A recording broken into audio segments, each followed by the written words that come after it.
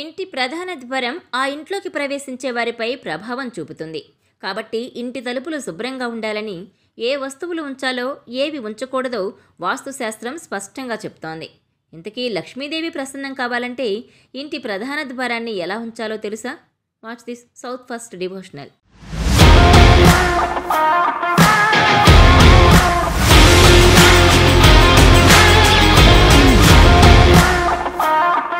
ఏ ఇంటికైనా ప్రధాన ద్వారం అత్యంత ముఖ్యమైనది.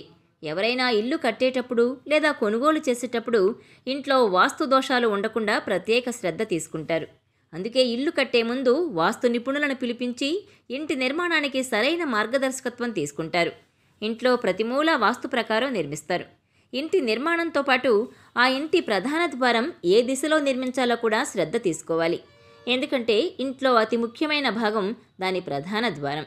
వాస్తు ప్రకారం లక్ష్మీదేవి ఇంటి ప్రధాన ద్వారం గుండా ఇంట్లోకి ప్రవేశిస్తుంది కాబట్టి ఆ స్థలాన్ని శుభ్రంగా ఉంచుకోవాలి.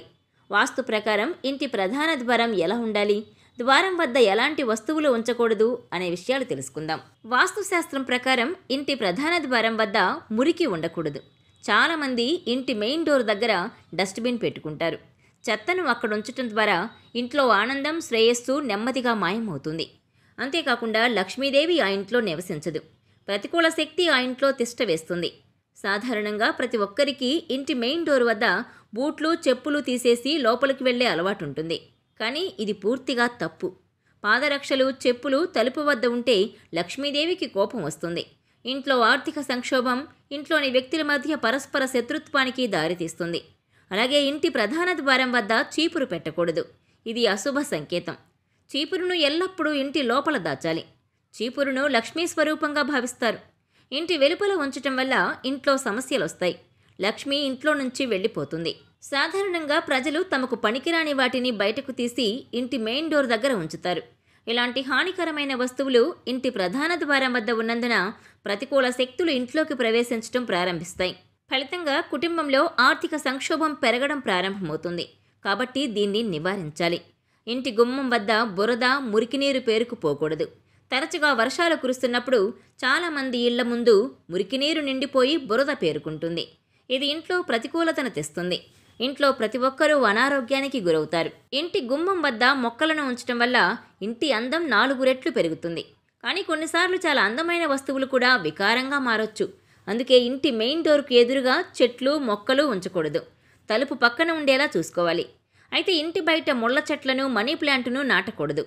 ఇలా చేయడం వల్ల ఆ ఇంటికి సంపద దూరమై కుటుంబం ఆర్థికంగా బలహీనపడుతుంది. వాస్తు ప్రకారం ఇంటి ప్రధాన ద్వారం వద్ద వినాయకుడి ప్రతిమ ఉంచాలి.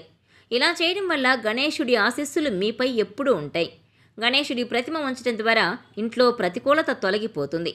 అప్పటి వరకు జరగని పనులు జరగడం ప్రారంభిస్తాయి. ప్రధాన ద్వారం వద్ద గణపతిని ఉంచిన తరువాత ఆయన్ను రోజూ పూజించాలి. ఇది విశేష ఫలితాలనిస్తుంది. మీ ఇంటి ప్రధాన ద్వారం వద్ద అందమైన పూల మొక్కను ఉంచండి. ఇది ఇంటి అందాన్ని పెంచుతుంది. ఈ పువ్వుల సువాసనతో సానుకూల శక్తులు ఇంట్లోకి ప్రవేశిస్తాయి. ఇంటి వెలుపల అందమైన పూల మొక్కలు ఉంచటం వల్ల మీ జీవితంలోని అన్ని సమస్యలు తొలగిపోతాయి. ఇంట్లో ఆర్థిక సమస్యలుండవు. లక్ష్మీదేవి ఇంట్లోకి ప్రవేశిస్తుందని గుర్తు చేసుకుంటూ మీ ఇంటి ప్రధాన ద్వారంపై లక్ష్మీదేవి పాదాల అందమైన చిత్రాన్ని ఉంచండి. ఇలా చేయడం వల్ల లక్ష్మీదేవి అనుగ్రహం కలుగుతుంది. ఇంటి ఆర్థిక పరిస్థితి ఎప్పటికీ క్షీణించదు. హిందూ ధర్మంలో తులసి మొక్కకు ప్రత్యేకత ఉంది.